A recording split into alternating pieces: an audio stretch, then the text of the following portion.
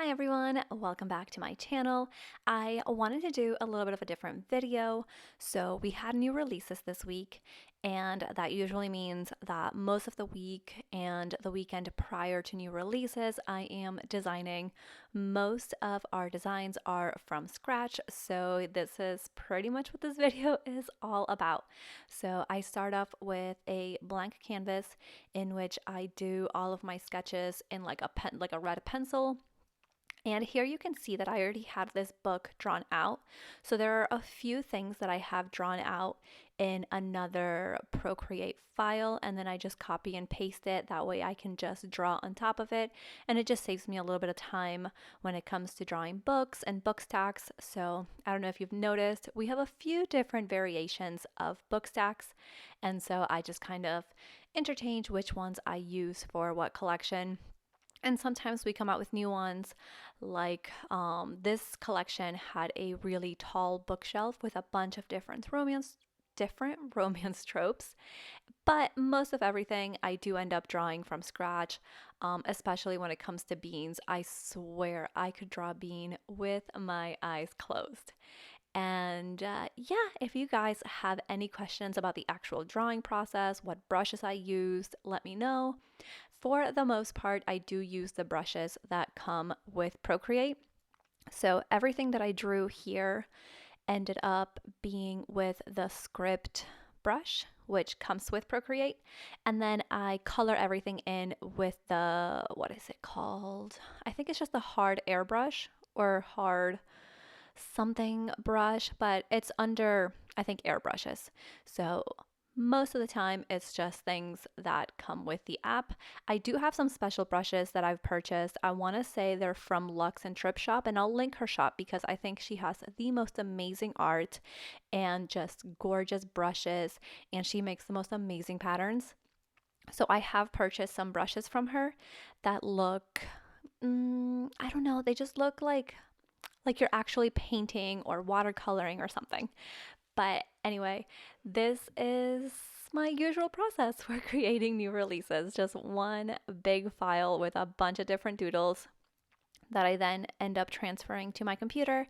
And then I separate each, what do you call it? Like each little drawing, and then make my full boxes, make my doodles, all that stuff.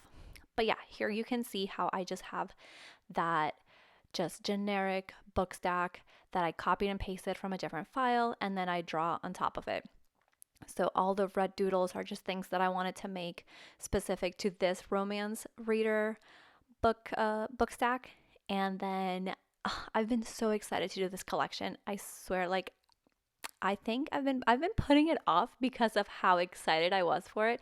I don't know if you guys are like this, but the more excited I am for something, the more that I will end up putting it off because I just want to make sure I do it justice. Like when I did Mermaid Beans, Little Mermaid is my favorite movie ever. And it is the last princess that I ended up doing because I was so excited to do it. So, yeah, I don't know if that's a less than great trait that I have, but I just get so excited and I want to make sure it's perfect, and so I just put it off. I know that it can't just be me.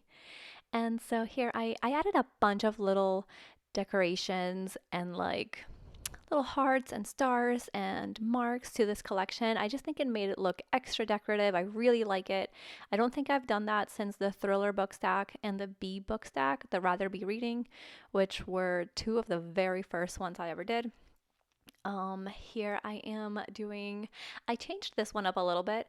So I think the only thing I did different was add another bat wing because it just looked a little off.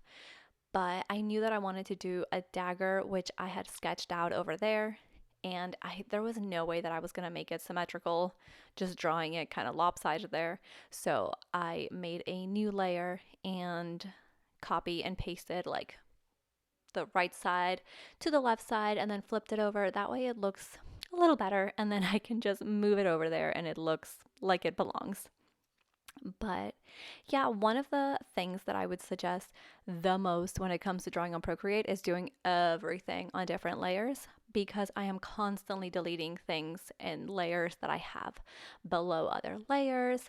That way, I don't end up accidentally erasing a line I just made. And yeah, this is what this collection ended up looking like, just the line work. Then I color it all in and then transfer it over to my computer so that I can make it into stickers. I hope you guys have enjoyed this video. And if you want to see more of this, whether it's coloring or actually making the stickers, let me know.